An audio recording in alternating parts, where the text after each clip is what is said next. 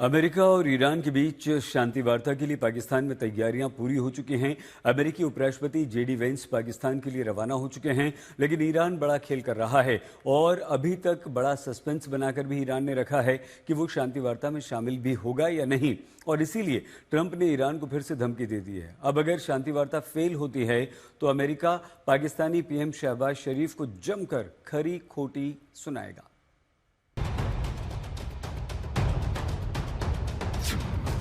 America और Iran की शांति वार्ता, इस्लामाबाद में लॉकडाउन।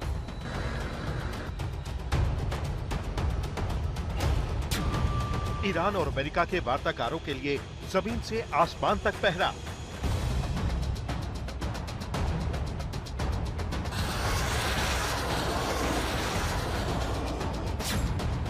शांति वार्ता से पहले ईरान की शर्तें, सीज फायर पर कैसे होगी डील।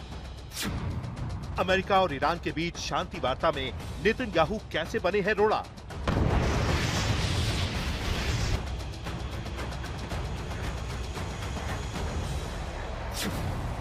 मध्यस्थता की हवाबाजी के चक्कर में पाकिस्तान की बेइज्जती ना हो जाए। पाकिस्तान के प्रधानमंत्री शहबाज शरीफ अमेरिका और ईरान के बीच मध्यस्थ बनकर भले ही भौकाल काट रहे हों, लेकिन ईरान ने इस शांति वार्ता को लेकर सबसे बड़ा सस्पेंस बना रखा है। बातचीत की मेज पर आने से पहले ईरान ने अपनी शर्तें भी दुनिया को बता दी हैं। ईरान का साफ कहना है, पहले लेबनान में सीज फायर होगा, फिर बात होगी। ईरान के विदेश मंत्री अब्बास अरागची ने डील से ठीक पहले चेतावनी दी है। अरागची ने कहा है, अमेरिका इजराइल को सीज फायर का पालन न करने की इजाजत देता है तो ये बेवकूफी भरा फैसला होगा, क्योंकि दुनिया इस वक्त जंग रुकवाने के पक्ष में है और इसीलिए रूस ने भी लेबनान पर इजरायली हमलों की निंदा की है। रूस के विदेश मंत्रालय के प्रवक्ता मारिया ज़ाखारोवा ने कहा है कि इस तरह के आक्रामक कदम शांति वार्ता की दिशा में हो रही प्रगति को पटरी से उतार सकते हैं।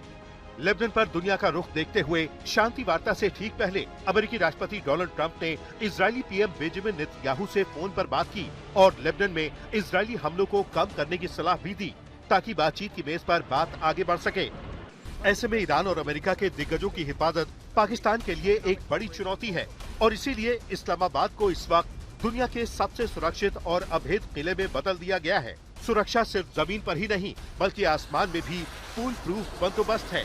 पाकिस्तानी वायुसेना के C-130 विमान और IL-78 टैंकर्स आसमान में सुरक्षा घेरा बनाए हुए हैं। खबर तो ये भी है कि ईरानी प्रतिनिधि मंडल के विमान को सुरक्षा देने के लिए पाकिस्तानी फाइटर जेट्स ने ईरान के बंदर अब्बास तक उड़ान भरी है ताकि किसी भी संभावित इजरायली हमले के खतरे को टाला जा सके। अमेरिका और ईरान के बीच शांति वार्ता में जिन मुद्दों पर बातचीत होनी है उनमें ईरान का न्यूक्लियर प्रोग्राम। अमेरिका का कहना है कि ईरान में कोई संवर्धन नहीं होगा। ईरान को अपना सारा हाई लेवल एनरिच्ड यूरेनियम बाहर करना होगा और न्यूक्लियर फैसिलिटीज बंद या सीमित करनी होंगी। स्ट्रेट ऑफ हॉर्मुज, ईरान अभी भी इसका नियंत्रण रखना चाहता है और टोल लेने की बात कर रहा है। वहीं अमेरिका चाहता है कि रास्ता पूरी तरह खुले और सुरक्षित हो, बिना किसी रुकावट या टोल के। Ballistic missile program, America Iran की लंबी दूरी की मिसाइलों पर रोक लगाना चाहता है। सैंक्शंस हटाना, ईरान चाहता है कि सभी अमेरिकी और अंतर्राष्ट्रीय प्रतिबंध तुरंत हटा दिए जाएं, फ्रोजन एसेट्स वापस मिले और मुआवजा भी मिले। जितनी हाई लेवल मीटिंग है, सुरक्षा के इंतजाम भी उतने ही तगड़े हैं। स्कूल कॉलेज बंद हैं, यहाँ तक कि रेड जोन के पास होने वाली बोर्ड परीक्षाओं को भी स्थगित कर दिया गया है। इस सुरक्षा चक्र का केंद्र बना है आलीशान सेरेना होटल, जहाँ ये ऐतिहासिक बातचीत होनी तय है।